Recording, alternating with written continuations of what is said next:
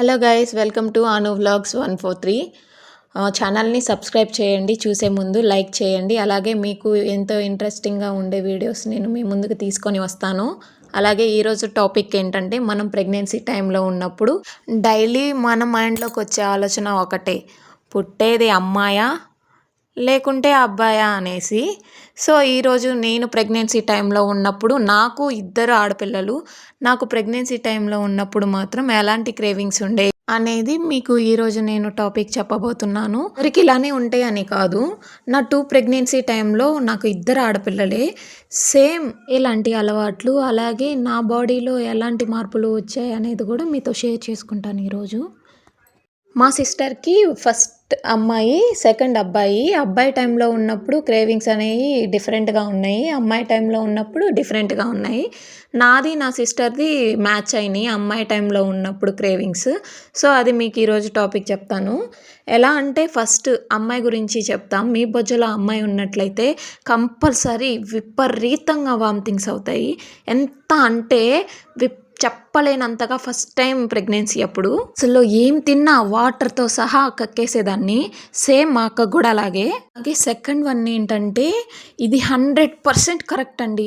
100% baby girl మాత్రం మీ కడుపులో ఉన్నట్లయితే రైట్ లెగ్ విపరీతంగా పెయిన్ అనిపిస్తుంది, నడవలేము, పట్టేస్తుంది. అది మాత్రం కన్ఫామ్ అండి బేబీ గర్ల్ అని. థర్డ్ వన్ వచ్చేసి, బేబీ గర్ల్ మీ బొజ్జలో ఉన్నట్లయితే మనకి ఫేస్ అనేది చాలా గ్లోయింగ్గా కనిపిస్తుంది. ఎంత గ్లోయింగ్గా అంటే, మనం ముందున్నప్పుడు కన్నా ఇప్పుడు చాలా అందంగా చబ్బీగా కనిపిస్తాము. బేబీ గర్ల్ ఉన్నప్పుడు మాత్రమే మన ఫేస్ అలా ఉంటుంది. బేబీ గర్ల్ని మనం కడుపులో మోస్తున్నట్లయితే కన్ఫామ్గా హెడేక్ అండి.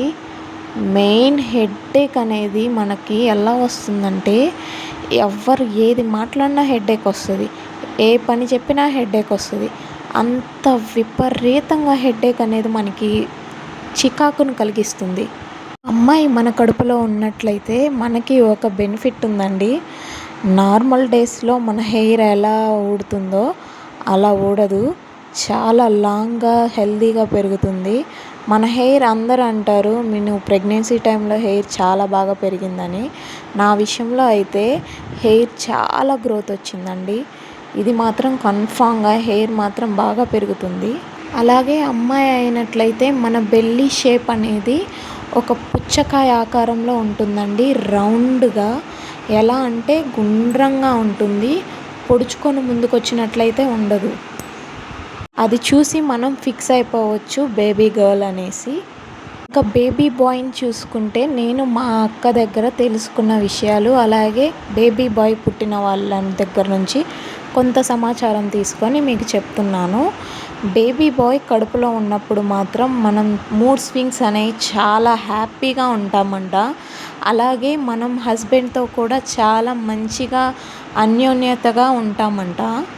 బేబీ బాయ్ని మనం కడుపులో ఉన్నప్పుడు మాత్రం ఫుడ్ని చాలా ఇష్టంగా తీసుకుంటాము. అలాగే స్పైసీ ఫుడ్ అనేది ఎక్కువగా ఇంట్రెస్ట్ చూపిస్తాము. బేబీ బాయ్ కడుపులో ఉన్నప్పుడు మాత్రం స్పైసీ ఫుడ్ని ఎక్కువగా తినేవారు. అలాగే బ్యాక్ పెయిన్ వచ్చేదంటండి. ఎలా అంటే, అది ఏ పని చేసినా మనకి బ్యాక్ పెయిన్ అనిపించేది. బేబీ బాయ్ అనేది మనం క్యారీ చేస్తున్నట్లయితే మన బెల్లీ షేప్ అనేది ఎగ్లాగా ఉంటుందండి, ముందుకు పొడుచుకొని వస్తుంది.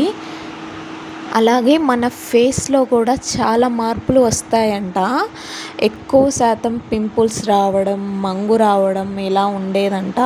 కానీ అయినప్పటికీ మన మూడ్ స్వింగ్స్ అనేవి ఎప్పుడు హెల్తీగా హ్యాపీగా ఉండేవాళ్ళమంట అండి. నాకు తెలిసిన ఈ కొన్ని విషయాలు మీతో షేర్ చేసుకున్నాను. మరిన్ని వీడియోస్ కూడా తీస్తానండి మీకోసం. నేను చెప్పేది ఏంటంటే, అమ్మాయి కానీ అబ్బాయి కానీ ఎవరైనా కానీ ఇవ్వండి, మనకి ఆ దేవుడు ఇచ్చిన వరం అండి. ఎవరు పుట్టినా మనం సంతోషంగా ఉండాలి. కాకుంటే ఏంటంటే, ప్రెగ్నెన్సీ టైంలో కొంచెం ఉత్సాహం ఉంటుంది కాబట్టి ఈ వీడియో మీకోసం చేశానండి.